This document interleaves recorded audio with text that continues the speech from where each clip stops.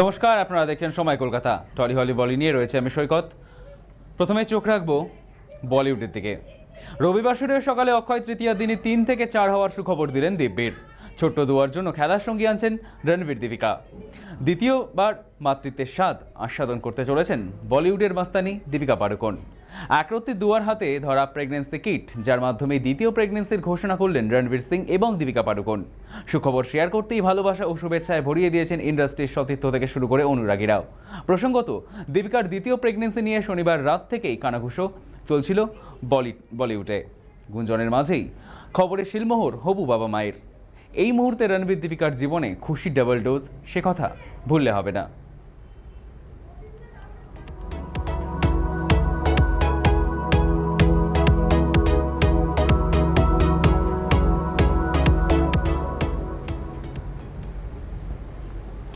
রাহুলের মৃত্যু তদন্ত চেয়ে তার স্ত্রী প্রিয়াঙ্কা সরকার এবং আর্টিস্ট ফোরামের সদস্যরা লিখিত অভিযোগ দায়ের করেন কলকাতার রেজেন্ট পার্ক থানায় এবং তালসারি থানায়।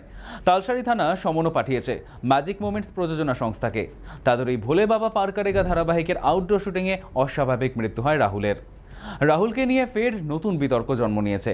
প্রয়াত অভিনেতার মৃত্যুর বিচার চেয়ে পথে নেমেছিলেন তার সতীর্থরা।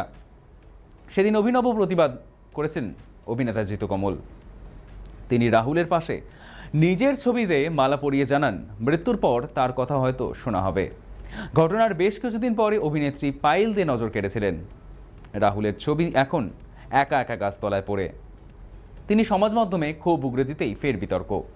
সেই সঙ্গে আরও একটি প্রশ্ন জন্ম দিয়েছে। রাহুল অরুণোদয়কে নিয়ে বিতর্ক চলছে এবং তা ধারাবাহিকভাবে চলতেই থাকবে।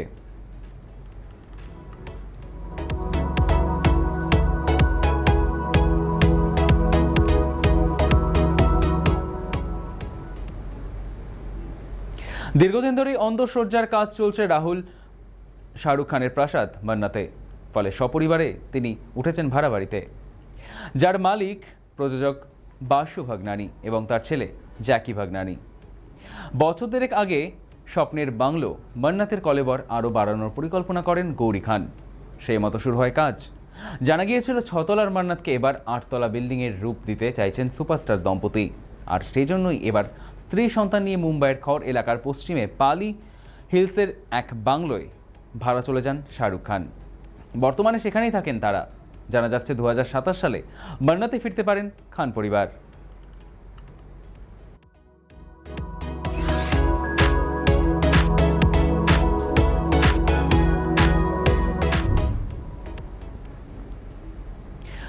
এপ্রিল চতুর্থ বিবাহ বার্ষিকী উপলক্ষে অস্ট্রিয়ার বরফের মাঝে বিশেষ দিন উদযাপনে মেতেছিলেন রণবীর কাপুর এবং আলিয়া ভাট। বিয়ের চতুর্থ জন্মদিন সেলিব্রেশনের পরই মুম্বাই হিন্দুজা হাসপাতালের বাইরে লেজবন্দি হয়েছেন কাপুর পরিবারের পুত্রবধূ। বিবাহ বার্ষিকী উদযাপনের পরই সুখবর দেবেন আলিয়া। জোর চর্চা নেটভুবনে। নেটিজেনদের একাংশের উচ্ছ্বাস বলে বোঝানো যাবে না। দীপিকার পর তাহলে রণবীর আলিয়ার জীবনেও নতুন অতিথি আসছে। রণবীরের প্রাক্তন আর বর্তমান অর্থাৎ দীপিকা পাড়ুকোন এবং আলিয়া ভাটকে নিয়ে তুলনা নতুন কোনো বিষয় নয়। কাকতালীয়ভাবে দীপিকার দ্বিতীয় প্রেগন্যান্সির খবর ঘোষণা হওয়ার দিনই হাসপাতালের বাইরে আলিয়াকে দেখে ফের তুলনা। যদিও চর্চার মাঝে এখনও মুখ খোলেনি দম্পতি। সঞ্জয় লীলা বনসালির বহু প্রতীক্ষিত লাভ অ্যান্ড ওয়ারে ফের দেখা যাবে রণবীর আলিয়া জুটিকে। সঙ্গে রয়েছেন ভিকি কৌশলও। আগামী 10ই জুলাই বড় পর্দায় মুক্তির অপেক্ষায় আলিয়ার নতুন ছবি আলফা।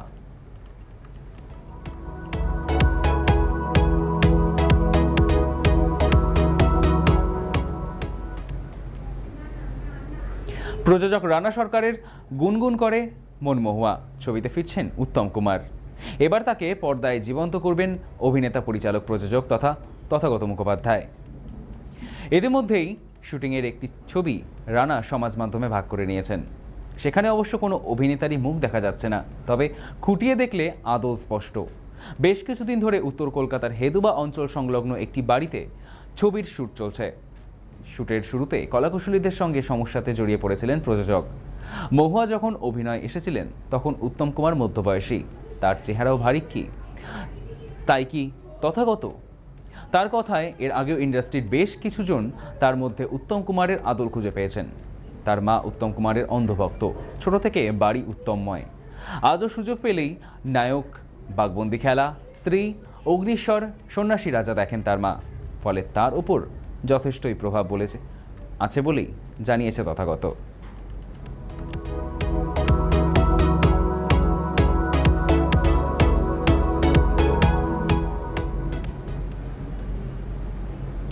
সোল সিনস প্রযোজনা সংস্থার ব্যানারে ফেরারি খেল সিরিজ পরিচালনার দায়িত্বে পরিচালক দীপঙ্কর দে। চলতি মাসেই ইউটিউবে মুক্তি পাবে 10 এপিসোডের এই নতুন সিরিজ ফেরারি খেল। টলিপাড়ার একঝাঁক অভিনেতা অভিনেত্রীদের সমন্বয়ে ঘটেছে এই সিরিজে। মুখ্য ভূমিকায় অভিনয় করছেন শ্যামপ্তি মুদলি, ঐন্দ্রিলা বসু, ঐশ্বর্য সেন।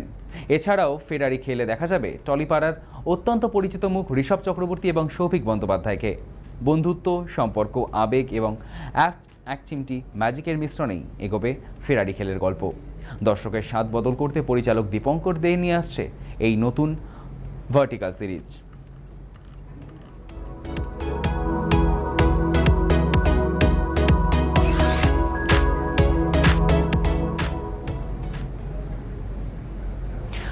টলি হলি বলি এখনকার মতো এই পর্যন্তই। দেখতে থাকুন সময় কলকাতা, সময় বলবে সময়ের কথা।